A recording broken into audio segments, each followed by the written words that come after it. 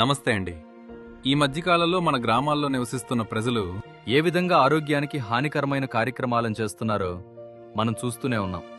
దీనివల్ల మన చుట్టూ ఉన్న ప్రకృతి అంటే మన వృక్షజాలం, జంతుజాలం, అలాగే దాని చుట్టూ ఉన్న మన పర్యావరణ వ్యవస్థ ఎంతలా దెబ్బతింటున్నాయో గమనించారా?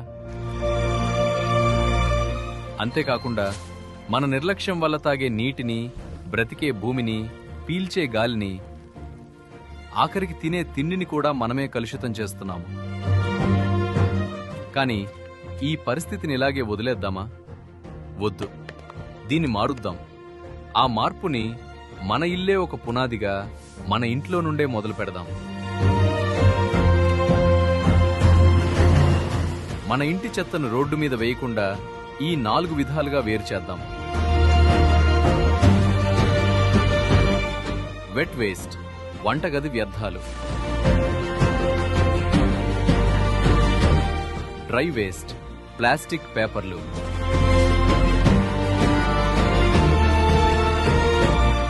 శానిటరీ వేస్ట్, డయాపర్లు, ప్యాడ్స్ వంటి ఆరోగ్య సంబంధిత వ్యర్థాలు. స్పెషల్ కేర్ వేస్ట్, బ్యాటరీలు, కెమికల్ బాటిల్స్. ప్రాణాధారమైన